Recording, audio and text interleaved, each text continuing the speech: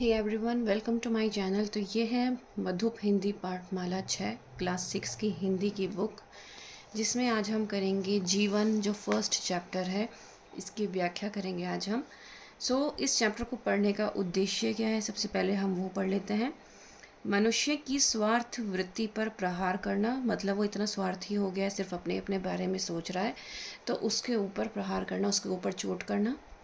प्रकृति की भांति दूसरों के लिए जीने की प्रेरणा देना, जिस प्रकार प्रकृति दूसरों को जीने की प्रेरणा देती है उसी प्रकार जीने की प्रेरणा देना। जैसे कि पानी जो है, नदी का पानी बहता चला जाता है, तो वो हमें जीने की प्रेरणा देता है कि हमें निरंतर आगे बढ़ते रहना है और अपनी कठिनाइयों से हमें रुकना नहीं है। तो ये एक मैंने उदाहरण दिया है आपको। यह बताना कि प्रकृति हमारी मित्र है, प्रकृति का उपभोग नहीं उपयोग करो। तो इस कविता में कवि ये बताना चाह रहा है कि जो नेचर है, प्रकृति है, वो हमारी दोस्त है, उसका हमें यूज़ करना चाहिए, उपभोग नहीं करना चाहिए। यह बताना कि सिर्फ लेने का नाम ही जीवन नहीं है, हमें देना भी सीखना चाहिए। बहुत सारे लोग ऐसे होते हैं जो सिर्फ लेना लेना लेना जानते हैं, वो देना नहीं जानते। तो इस कविता के माध्यम से हम ये भी सीखेंगे कि सिर्फ लेना ही ज़िंदगी का नाम नहीं है, हमें ज़िंदगी में देना भी सीखना चाहिए।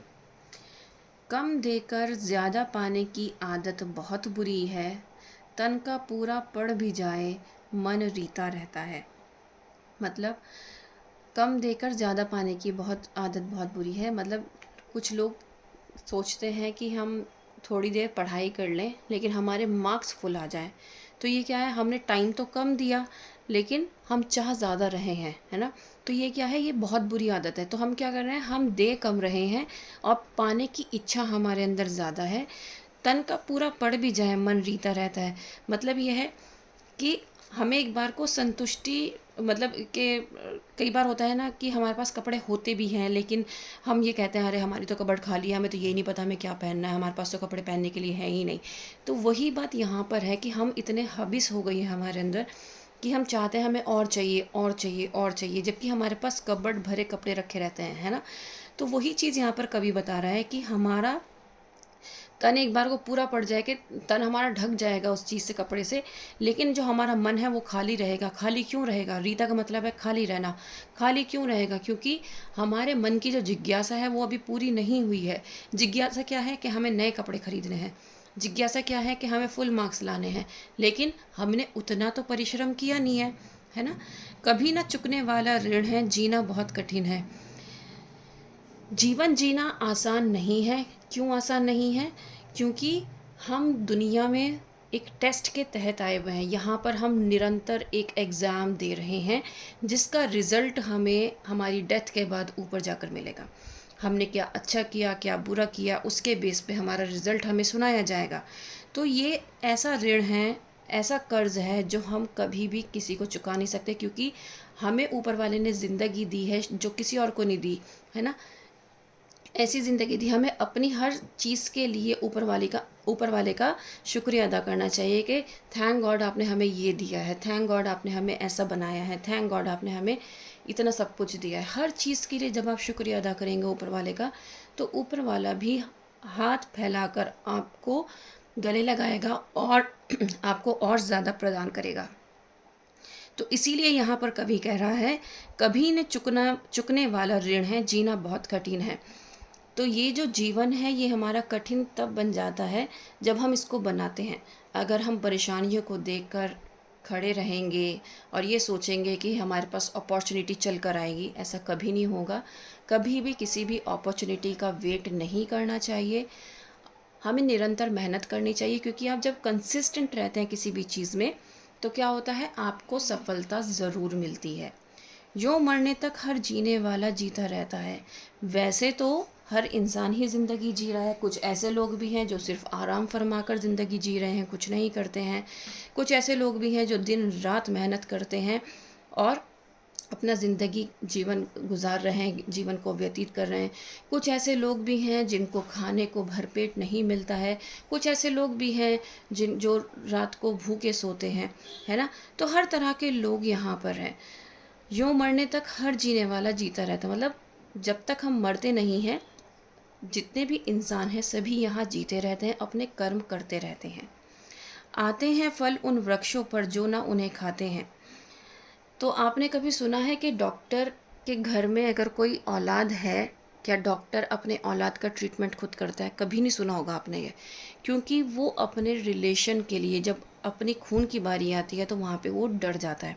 तो वही बात यहाँ पर है कि जिन वृक्षों पर फल आते हैं वो उन्हें नहीं खाते हैं। छाँ जहाँ मिलती औरों को, छत्र वहाँ छाते हैं। मतलब जहाँ पर आपको छाँव मिलती है वहीं पर छाते हैं। गाते हैं जो गीत कभी अपने ना गीत गाते हैं। बहुत सारे सिंगर्स ऐसे होते हैं जो गीत तो बहुत सारे गाते हैं, लेकिन जब कहीं गाने की बारी आती है तो दूसरों के गीत को का सिलेक्शन करते हैं गाने के लिए। हेम हिमावत कब अपने, हित हिम आतप सहता है। तो यहाँ पर जो हेम है, हेम का मतलब है यहाँ पर सोना। सोना का मतलब सोना नहीं, जो एक धातु सोना होता है जो हम पहनते हैं। हिमावत का मतलब होता है यहाँ पर हिमालय। जैसे सोना और हिमालय क्या कर रहे हैं, जैसे सोने के कंगन आप देखते हो कितने खूबसूरत खूबसूरत डिज़ाइन होते हैं, और जो हम पहनते हैं गहने उनके कितने अच्छे डिज़ाइन होते हैं, है ना। डिज़ाइन के बेस पर ही हम उनको ख़रीद कर लाते हैं। तो वो कैसे बनते हैं डिज़ाइन, कभी आपने सोचा है? क्योंकि सोना जो है, जो हमें दिखता है वो हार्ड होता है ना। तो वो क्या है, हेम, वो तप कर उसके डिज़ाइन बनाए जाते हैं। तो दैट मीन्स सोने को तपाया जाता है, गर्म किया जाता है, उसके बाद उसको डिज़ाइन किया जाता है। ऐसे ही हिमावत, हिमालय पे आपने देखा होगा बहुत सारी बर्फ़ होती है और बर्फ़ से ढका रहता है। तो ये कितना कुछ सहता है, धूप, गर्मी, बारिश, हर चीज़ सहता है हमारा हिमालय भी। और हमारा सोना भी गर्मी को सहता है, तब जाकर वो क्या बनता है, एक निखर कर एक खूबसूरत सा हार बनता है ना। तो यहाँ पर यही बताया गया है, जिस प्रकार हिमावत, हिमालय और सोना तप कर एक खूबसूरती प्रदान करते हैं, उसी तरह इंसान को भी मेहनत करके, कंसिस्टेंटली वर्क करके आगे बढ़ना है। जब तक आप अपने आप पे वर्क नहीं करोगे तब तक आप कामयाबी हासिल नहीं कर सकते। अगर आप ये सोचो कि मैं सुबह में देर से सो के उठूँगा, रात को जल्दी सो जाऊँगा, पूरे 12 घंटे की नींद लूँगा, तो आपके पास दिन में बचे ही कितने घंटे, 12 घंटे। उसमें आप स्कूल भी जाओगे, है ना। फिर क्या करोगे, अगर स्कूल नहीं जा रहे हो, कॉलेज गोइंग स्टूडेंट हो, तो कॉलेज में आधा वक्त गुजर जाएगा। आने के बाद आप थोड़ा इधर उधर टहलोगे, थोड़ा सा कॉलेज का पढ़ोगे, फिर उसके बाद फिर आप सो जाओगे। तो ये जो आपका रूटीन है ये बहुत ही गंदा रूटीन है। वो इसलिए गंदा है क्योंकि आपका कोई एम नहीं है लाइफ में। जब तक ज़िंदगी में कोई एम नहीं होता, इंसान आगे प्रगति नहीं कर सकता, आगे बढ़ नहीं सकता। अगर आपको सफलता चाहिए, सफलता के लिए अपने कंफर्ट जोन से बाहर निकल कर देखिए, आपको सफलता ज़रूर मिलेगी। ये मैंने अपनाया हुआ है, इसलिए मैं आपको कह सकती हूँ कि 110% आपको सफलता मिलेगी अगर आप अपने कंफर्ट जोन से बाहर निकलोगे तो। सर्जित होते मेघ, विसर्जित कण कण पर हो जाने। तो सर्जित होते मेघ, सर्जित का मतलब यहाँ पर क्या है, मतलब निर्माण करना। मतलब आपने देखा होगा बादल बनते हैं, निर्माण होता है, रचना होती है उनकी। विसर्जित कण कण पर हो जाने, विसर्जित का मतलब क्या होता है, बहा देना। मतलब क्या हो जाता है, फिर पानी बन के वो क्या धरती पर वापस आ जाते हैं। पहले वो क्या बनते हैं, मेघ बनते हैं, बादल बनते हैं, और फिर वापस धरती पर आ जाते हैं। सरिता कभी नहीं बहती है अपनी प्यास बुझाने। तो सरिता क्या है, सरिता है नदी। नदी कभी भी नहीं बहती है कि वो अपनी प्यास बुझानी है। हमेशा आपने देखा होगा कि नदी से जानवर पानी पीते हैं, कुछ लोग और ऐसी जगहों पे भी होते हैं जहाँ पर लोग पानी लेते हैं। तो सरिता जो है, नदी जो है, बहुत सारे लोगों की प्यास बुझाती है। लेकिन क्या आपने कभी सुना है कि नदी जो है अपनी प्यास बुझा रही है अपने ही पानी से? ऐसा कभी नहीं होता है। देती रहती है आधार, धरा हमसे क्या पाने, अपने लिए न रत्नाकर का अंग अंग दहता है। तो यहाँ पर देती रहती है आधार, धरा हमसे क्या पाने। धरा मतलब जो हमारी धरती है, वो हमसे कुछ पाने की इच्छा रखती है? बिल्कुल नहीं, बल्कि वो हमें अपने क्या है, अपने मणि, अपने समुद्र में आपने देखा होगा बहुत सारे मणि मिलते हैं, ठीक है ना। तो वो सब हम क्या करते हैं, उनको निकाल के लाते हैं और उनको बेचते हैं और अपना ही फ़ायदा देखते हैं, है ना। तो ये क्या है, धरती ही तो दे रही है ये सब हमें, अपने अंग को दहका कर। मतलब समुद्र में भी हमें क्या कहते हैं, रत्न मिलते हैं, मणियाँ मिलती हैं। आप देखो ज़मीन पे भी लोग खेती करते हैं, किसान खेती करते हैं और अच्छे अच्छे फल और अच्छे अच्छे जो खाने की चीज़ें हैं उनको उगाते हैं। तो हर तरह से धरती हमें दे ही रही है ना। कम देकर ज़्यादा पाने की आदत बहुत बुरी है, तन का पूरा पड़ भी जाए मन रीता रहता है।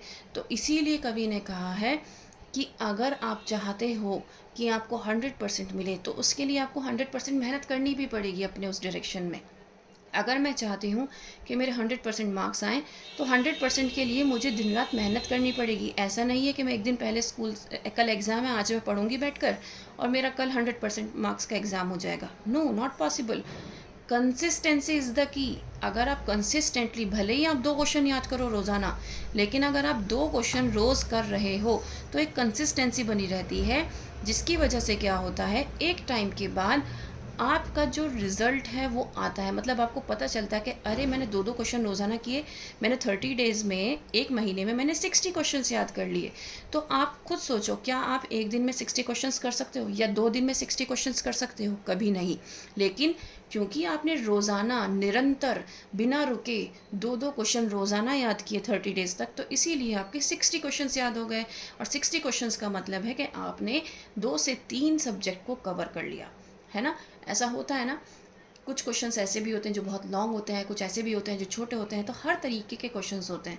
तो मैं हमेशा अपने स्टूडेंट्स को यही समझाती हूँ कि हमें क्या करना है, रोज़ाना मैथ्स और एक सब्जेक्ट हमें पकड़ना होता है। मैथ्स के साथ हमेशा एक सब्जेक्ट को लगा कर रखो।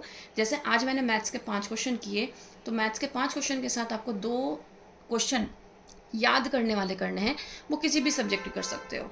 मैं हमेशा यही कहती हूँ अपने बच्चों से, तो मैं साइंस और एसएसटी और हिंदी का एक एक क्वेश्चन कराती हूँ, ठीक है। लेकिन अगर कुछ स्टूडेंट्स नहीं कर पाते ऐसा, इट डिपेंड्स, तो वो आप कोई भी एक सब्जेक्ट लो और उसके 2 क्वेश्चंस करो। सो इस तरीके से ये आपकी जो कविता है बहुत अच्छी कविता है, जो हमें एक एक डायरेक्शन देती है, एक मैसेज देती है कि हमें रेगुलर मेहनत करनी है और उसके बाद रिज़ल्ट का वेट करना है। तो ये नरेंद्र शर्मा द्वारा लिखी गई कविता है, जो बहुत ही खूबसूरत कविता है, और इसको अपनी लाइफ में ज़रूर अप्लाई कीजिए। उम्मीद करती हूँ कि आपको समझ में आया होगा। Please like, share and subscribe. That's all. Thank you.